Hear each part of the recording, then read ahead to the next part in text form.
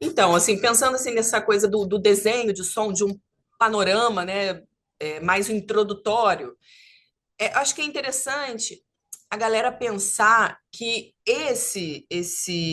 o som, ele tá num lugar que a gente pode trabalhar ele como um processo criativo e técnico, claro, para construir essa paisagem sonora do filme, que pode ir muito além da gravação de diálogo, utilização de música, né? No caso, a trilha sonora. Então, acho que já vale a galera começar a pensar que esse é um recurso criativo e técnico que pode contribuir nessa construção dessa paisagem sonora que não se limita só à gravação de diálogo, porque muitas vezes as pessoas têm uma preocupação muito grande, né, na compreensão do diálogo, que de fato é importante, mas o som vai para além disso, né? A gente pode utilizar ele como recurso, como ferramenta, como linguagem que vai para além somente, né, de gravar o que os personagens ali estão, né, falando na cena. Então, acho que essa é a primeira coisa que vale a pena ter em mente. E aí, o som como recurso de linguagem, ele pode contribuir muito, assim, para contar essa história, né? Pode contribuir a criar essas atmosferas, né?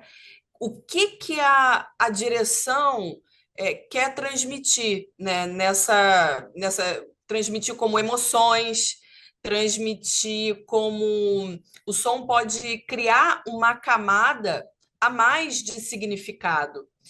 É, ele pode, claro, reforçar ali, né, enfatizar o que a imagem está mostrando, mas o som também pode contribuir muitas vezes como uma camada às vezes independente. E aí ele cria, ele amplia, né, traz uma outra percepção quando é trabalhado dessa forma e não só reforçar o que a imagem está mostrando. E aí, quando os recursos, né, financeiros são limitados, isso é uma porta, tipo, é uma possibilidade de trabalhar o som maior.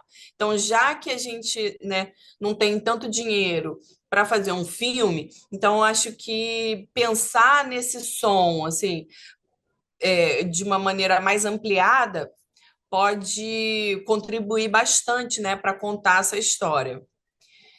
E aí o som, ele pode, né, tipo, nesse processo, né, de construção, de elaboração, assim, na feitura de um filme, que pode ser de filmes de documentários, de ficções, experimentais, de performance. O som tá aí para contribuir com esses diversos formatos que são super importantes e que podem e devem coexistir, né? Na minha percepção, não tem uma escala, um é mais importante que o outro.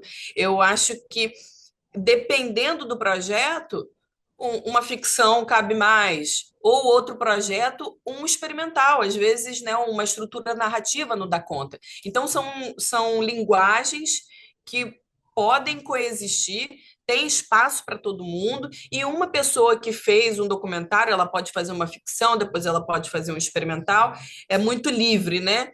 As pessoas podem se manifestar assim de acordo com o que ela acha que aquele filme pede, né?